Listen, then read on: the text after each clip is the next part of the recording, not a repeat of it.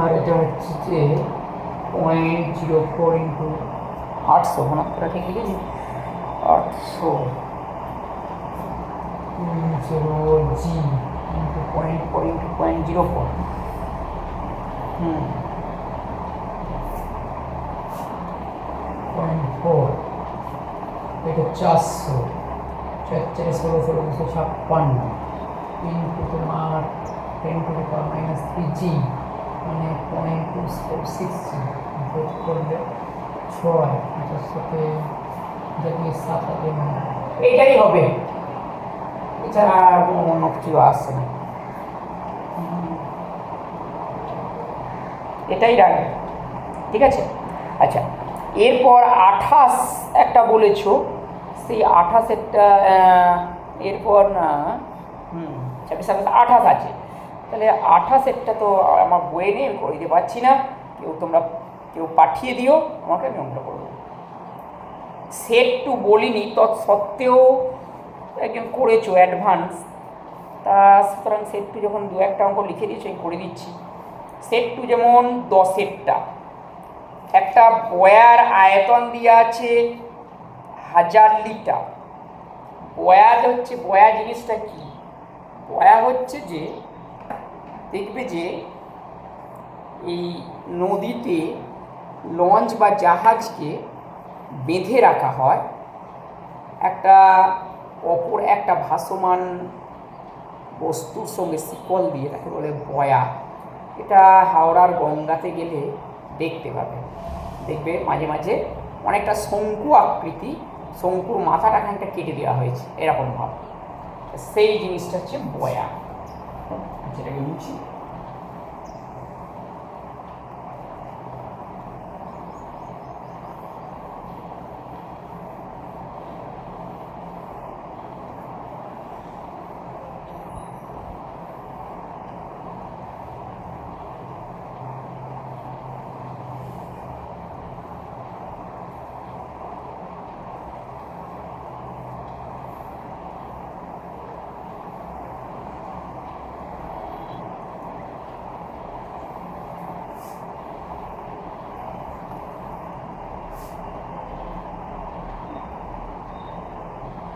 দশে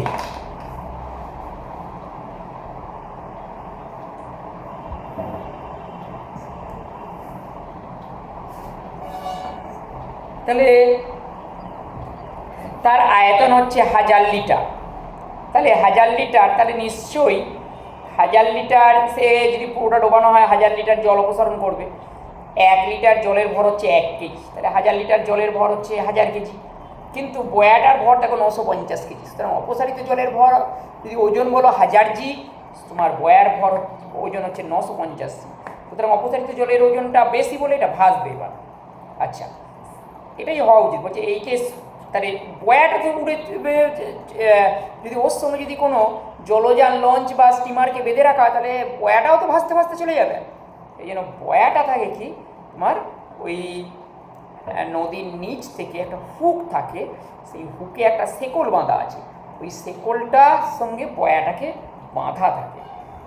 সেই জন্য বলছে সমুদ্রের তলায় আটকানো একটা হালকা শেকলের সাহায্যে জলের মধ্যে পূর্ণ নিমজ্জিত অবস্থায় ভাসিয়ে রাখা হয়েছে। সমুদ্র জলের আপেক্ষিক গুরুত্ব দেওয়া থাকলে শেকলের উপরে কত টান পড়বে। তাহলে বয়াটার ন্যাচারাল টেন্ডেন্সি কি? ন্যাচারাল টেন্ডেন্সি কি? তাহলে একে বলছে ভেসে থাকা, খানিকটা ডুবে থাকবে, খানিকটা ভেসে থাকবে বলছে। কিন্তু তাহলে একে যদি জোর করে ভাসাতে, তাহলে নিচের দিকে ফোর্স দিতে হবে।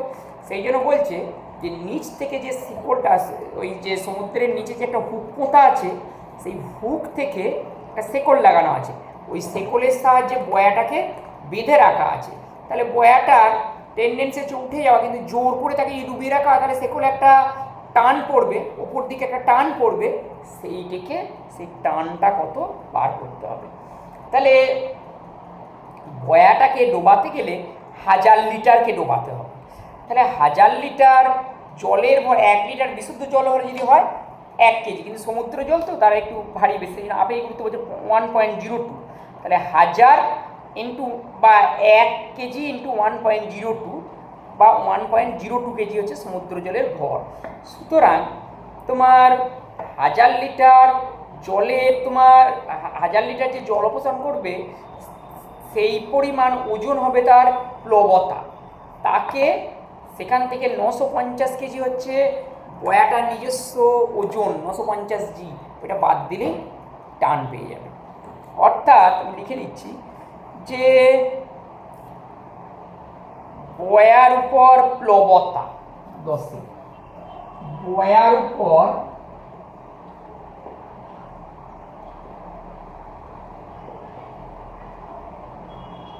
প্লবতা 1000 লিটার যে আয়তন, 1000 লিটার জলের ওজন, তার মানে 1000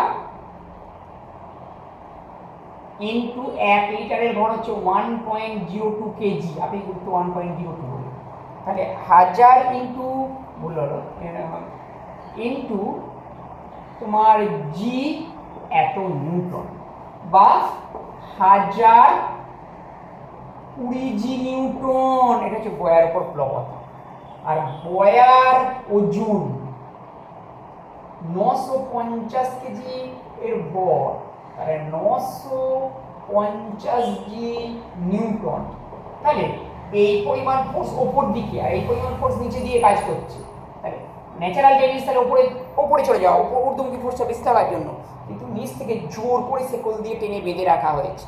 তাহলে শেকল দিয়ে টেনে বেঁধে রাখলে শেকলে টান কত পড়বে? এই দুটো ফোর্সের অন্তর্ফল পরিমাণ। সুতরাং শিকলে টান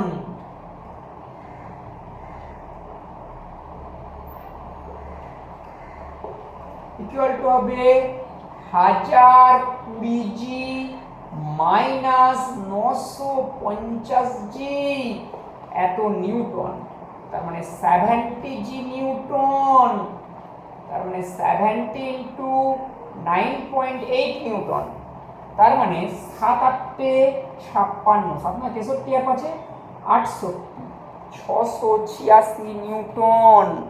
এটাই আছে, ঠিক আছে। 10 পর বলেছ 19,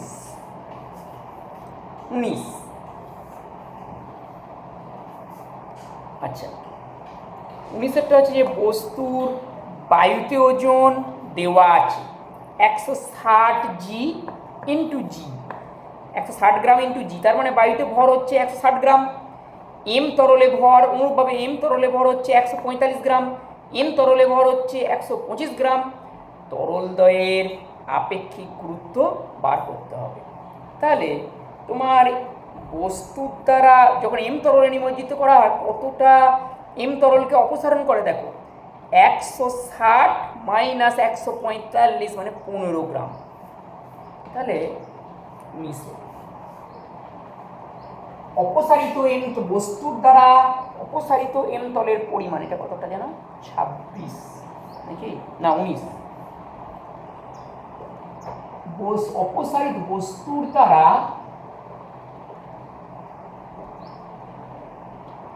অপসারিত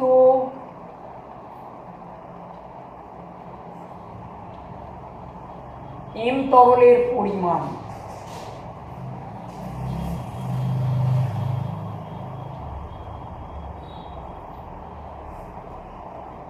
একশো 60 মাইনাস 145 মানে 15 গ্রাম। আচ্ছা, আর অপসারিত এন তরল কত হবে? বস্তুর দ্বারা অপসারিত এন তরলের পরিমাণ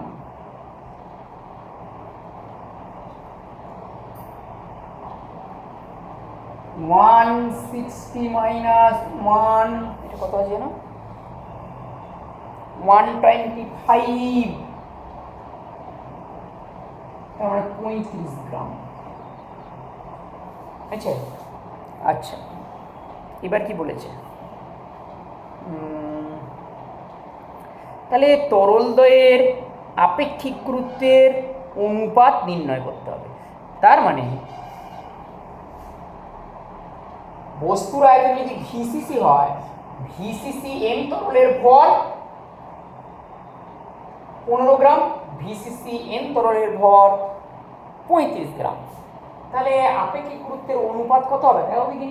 ঘনত্ব ডি ইকুয়াল টু হয় এম বাই ভি, তাহলে ভি ইকুয়াল টু হয় এম বাই ডি। তাহলে এম তরলের আচ্ছা এমটা বার করতে হবে, সুতরাং এম ইকুয়াল টু ভিডি। সুতরাং এম তরলের ভর, এম বড় হাতে লিখব, এম তরলের ভর বাই এন তরলের ভর ইকুয়াল টু বস্তুর আয়তন কিন্তু সেম। তার মানে কি দাঁড়াবে, এম তরলের ঘনত্ব বাই এন তরলের ঘনত্ব। এম তরলের ঘনত্ব বাই এম তরলের ঘনত্ব। এম তরলের ভর হচ্ছে 15 বাই এম তরলের ভর হচ্ছে 35 ইকুয়াল টু ঘনত্ব মানে আপেক্ষিক গুরুত্ব সিজিএসএ হচ্ছে। তাহলে এম তরলের আপেক্ষিক গুরুত্ব বাই এন তরলের আপেক্ষিক গুরুত্ব। সুতরাং তরল দ্বয়ের আপেক্ষিক গুরুত্বের অনুপাত কত হবে, 15:35। 3 5 15, 5 7 35। সুতরাং তরল দ্বয়ের আপেক্ষিক গুরুত্বের